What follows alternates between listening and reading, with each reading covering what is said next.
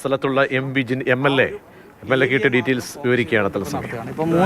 മുങ്ങിയ സമയത്ത് ഇത് പെട്ടെന്ന് താഴോട്ട് പോവുകയാണ് ചെയ്തത്. എങ്ങനെയാണ്? അല്ല, അദ്ദേഹം 2 തവണ മുങ്ങി. ഇദ്ദേഹത്തെ സംബന്ധിച്ചിടത്തോളം നമ്മൾ വ്യത്യസ്തമായിട്ട് നേവിയുടെ ബോട്ടിന് പുറമെ ഇപ്പോൾ മത്സ്യത്തൊഴിലാളികളുടെ 3 ബോട്ടുകൾ കൂടി വെച്ചിട്ടുണ്ട്. ആങ്കറിങ്ങിനാണ് പ്രധാനമായിട്ടും ഈ മത്സ്യത്തൊഴിലാളികളുടെ ബോട്ടിൽ നിന്ന് ഉപയോഗിച്ചുകൊണ്ടിരിക്കുന്നത്. അതിന് പുറമെ കരയിൽ നിന്ന് കൂടി ആങ്കറിങ്ങിന് ആവശ്യമായ സഹായം നമ്മുടെ JCB സംബന്ധമായ മിഷനറി ഉപയോഗിച്ചുകൊണ്ടും ഇപ്പോൾ കൊടുത്തുകൊണ്ടിരിക്കുന്നുണ്ട്. അങ്ങനെ മത്സ്യത്തൊഴിലാളികളുടെ കൂടി സഹായം നേവി ഉദ്യോഗസ്ഥർ ഉൾപ്പെടെ എല്ലാവരും ചേർന്നുകൊണ്ടാണ്. ഇദ്ദേഹം 2 തവണ മുങ്ങിയപ്പോഴും അദ്ദേഹത്തിന് കാണാൻ പറ്റിയില്ല. അതാണ് ഞാൻ നേരത്തെ പറഞ്ഞ പോലെ 3-ാം വട്ടം അദ്ദേഹം മുങ്ങിയപ്പോഴാണ് റോപ്പ് ഇളകി ഒരു 50 മീറ്റർ ദൂരേക്ക് ഒഴുകിപ്പോകുന്ന സാഹചര്യം ഉണ്ടായത്. നേരം നിൽക്കാൻ പറ്റുന്നില്ല. ഇല്ല, ഒഴുക്ക് കുറച്ച് കൂടുതലാണ് എന്നുള്ളൊരു പ്രശ്നം നിൽക്കുന്നുണ്ട്.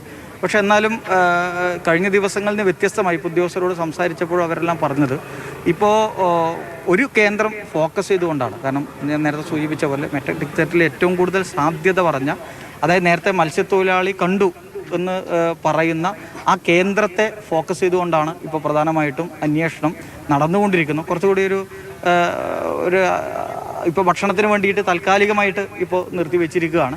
പക്ഷേ ഇന്നവരൊരു ചെറിയ രീതിയിൽ അദ്ദേഹം തന്നെ പറഞ്ഞ്, നമ്മുടെ മത്സ്യത്തൊഴിലാളികൾ തന്നെ പറയുന്നത് എത്രയും ഈ ജലത്തിൻ്റെ കളറോ മണ്ണിൻ്റെ പ്രശ്നങ്ങളോ ഒന്നും ഞങ്ങളെ സംബന്ധിച്ചിടത്തോളം ഇല്ല. ഈശ്വരൻ അദ്ദേഹം തന്നെ പറയുന്നത് ഇതിലും അപകടകരമായ സാഹചര്യത്തിൽ ഞാൻ ഇടപെട്ടിട്ടുണ്ട് എന്നുള്ളതാണ്.